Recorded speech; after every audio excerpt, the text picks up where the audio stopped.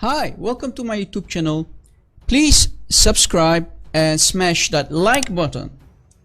Today we wanted to talk about Al-Bukhari, in this case Imam Al-Bukhari. Who is Imam Al-Bukhari and what did he do in his life? Muslims all over the world, and in this case the Sunni Muslim world, have to go to the Quran as their first most trusted source. Their second source is the Sunnah of their Prophet, the teaching of their Prophet, the traditions of their Prophet in the Sunnah. Where is the Sunnah documented? You can find it in the second most trusted source in Islam, Al-Bukhari collection of hadith. It's called Sahih Al-Bukhari. To understand who Al-Bukhari is, we did some research to see if this guy is a trustful guy, or should Sunni Muslims reject him and call him a liar and a deceiver. Let us start this teaching and see if Sunni Muslims should actually reject him or accept his hadith collection in Sahih Al-Bukhari.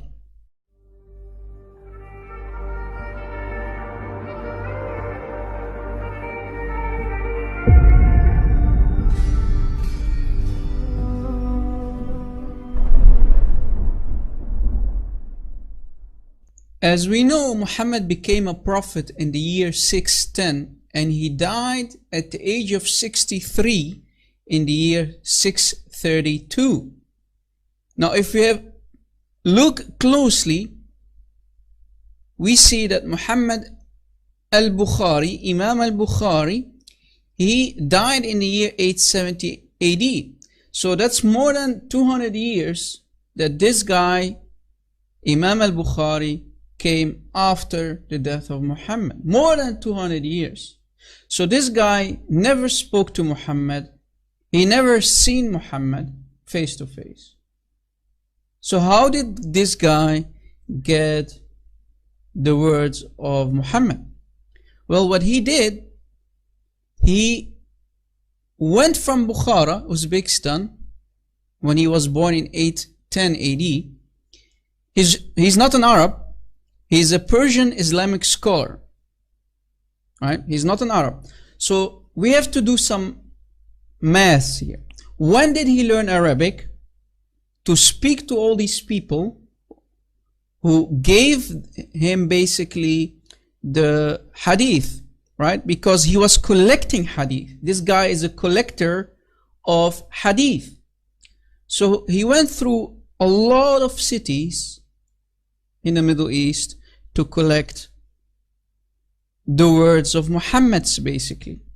And all these guys that you always see in the chain, Haddathana this and Haddathana that, narrated by, and this guy said, and the other guy said, and all the way to the last guy in the hadith chain, right?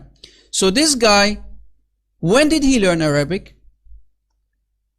When did he become a scholar, and when did he start to collect the hadith? Muslims need to do some study, because we're going to show you that this all does not add up. This makes no sense, because this guy only lived for 60 years, right? How did he manage to collect so many hadith without any problems? When did he eat? Where did he sleep? Did he even pray 5 times a day, every day?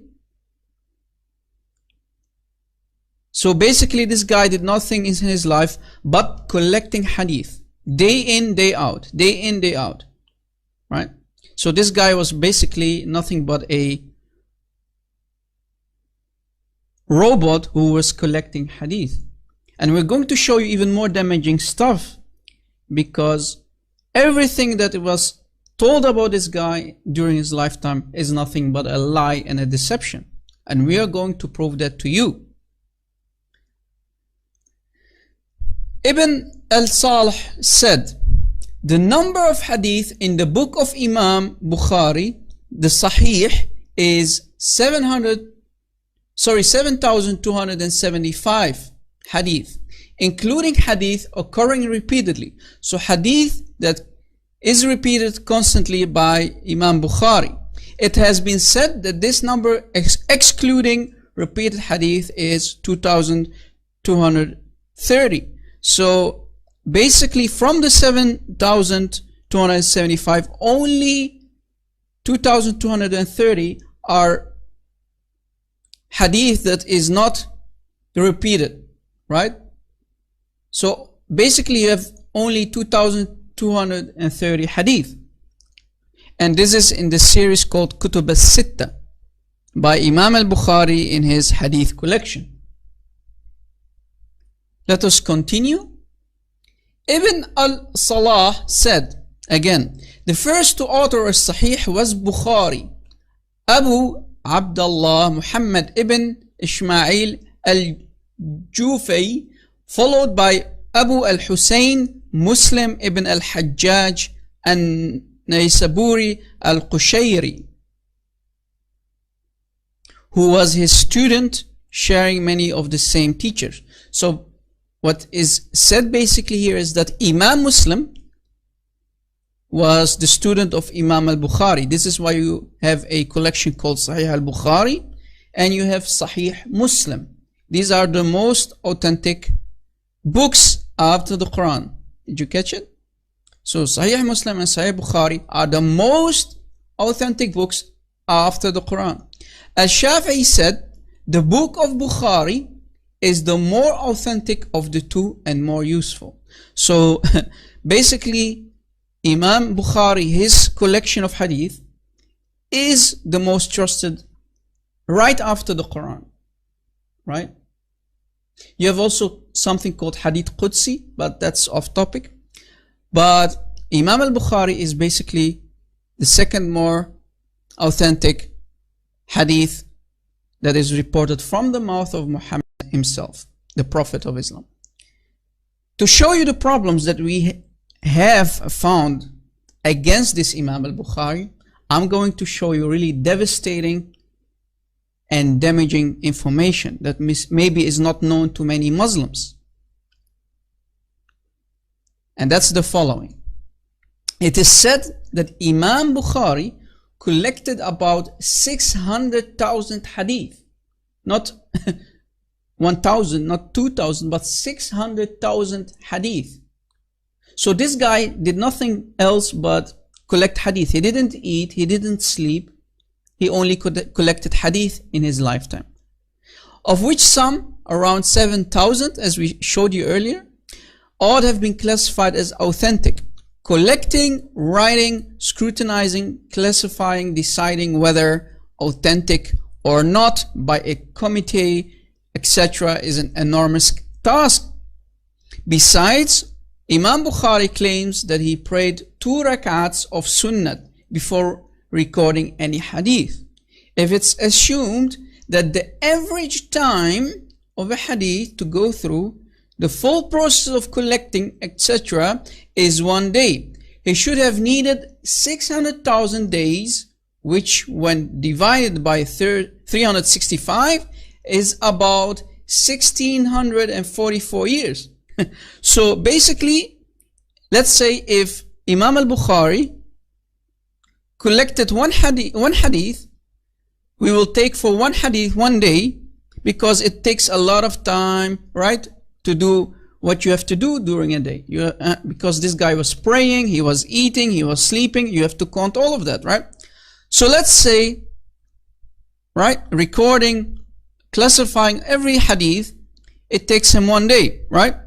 So if 600,000 hadith, if we divided that by 365, we get 1644 years of collecting all the hadith. Do the math, guys. So are you telling me that this guy lived for so long? Then that means that Imam al-Bukhari is still walking in the future, certainly among us, and he will still walk in the future as a living man. hence to accomplish this task in a mere period of 16 years. So according to Islam, this guy did it in 16 years. Amazing, right? This makes sense, right, guys? It didn't take him 1644 years. It took him only 16 years to collect the 600,000 hadith, and collecting them, writing, scrutinizing, classifying, etc. So everything that comes on top of that, right? So as he claimed, it's impossible, thus questioning his integrity and honesty. And we have more damaging stuff, guys. Dahabi said Bukhari was heard saying, I have memorized 100,000 authentic hadith and 200,000 which are less than authentic. So according to Imam al-Bukhari, this guy memorized 300,000 hadith. 300,000 hadith. Can you imagine that, guys? 300,000 hadith, including all the chains, all the names in a hadith. You know how many detailed information is in one hadith only? And how long a hadith can be? Try to memorize 300,000 hadith in 16 years. That's more than a lifetime. And like we said to you, let's say, forget about the memorizing. If you have 600,000, right, total, and half of them is memorized, how long did this guy live? Right? 1644 years with memorizing. Try to memorize one letter, just one letter. How long does it take you? A complete day maybe, right? And try to recite it without any mistakes. And that for 16 years, guys. 16 years according to him. He did 16 years for memorizing 300,000 hadith. This guy is nothing but a liar. And remember, this guy only lived for 60 years, right? He didn't live really long. He died really at young age, right? So in other words, Imam Bukhari claims that he memorized a total number of 300,000 hadith during his lifetime. In just 60 years? I mean, I think the guy started memorizing the Quran in the belly of his mother. So Muslims, is this guy a liar? Of course he is. Else, I think he was the super duper computer of his lifetime. He was a walking and memorizing supercomputer who memorized 300,000 hadith out of his head. And what about the rest of the 300, right? Because he claimed that he collected 600,000 hadith and half of them he memorized. So according to Imam al-Bukhari, he memorized 300,000 hadith out of his head by heart. Let us say you are memorizing one hadith, because remember, one hadith can be really long hadith. One hadith can contain more than 1,000 words, right? Some hadith can be smaller, maybe let's say 300 words. It's not possible to memorize more than one hadith a day, right? Because he took 16 years to collect 600,000 hadith. And 300,000 of them, he memorized them by heart. If we divide that with 365 days, we get 822 years. 822 years. But Imam al-Bukhari claimed that he did it in 16 years. Just 16 years. I think Imam al-Bukhari was really a vampire. he used to collect also, besides the hadith, he also collected human blood, and he drank that blood. This is why he stayed healthy for 822 years. He was a walking, talking vampire of his lifetime. This is why he lived for 822 years. He didn't live for 60 years only, right? Right, Muslims? You believe this, right? Lord of mercy. Memorizing 300,000 hadith, including all the details, all the names in the narration, all the names that are mentioned in one hadith, haddathana this and haddathana that, narrated by him, and this guy said, and the other guy said, all the way to Muhammad, the Prophet of Islam said, and then the hadith comes, right? Because first you have to go through the narration, through the chain of narration, and then the hadith itself is mentioned underneath it, right? As you see here. This is an example. You can see for yourself how long one hadith can be. And as you can see, these are the narrations. So are you telling me that Imam Bukhari memorized all the details, every detail that you see, including the hadith itself and the chain of narration? No way. No way. So let's say he memorized just one hadith a day because he needed to make sure if this hadith is correct or not, right? It took him one day to memorize, to authenticate a hadith, to go and ask around more than one guy to make sure, hey, is this true? Yes, this must be true. Oh, okay, this one is not true, right? So 300,000 hadith memorized by heart, and it took him 822 years to do that just for one hadith. But we know that this guy only lived for 60 years, and he did it only for 16 years because the guy need to grow up, right? You're not going to tell me he was already collecting hadith as a 2-year-old boy, right? So he did it in only 16 years, 1/6, right? And he really died young at the age of 60 years old.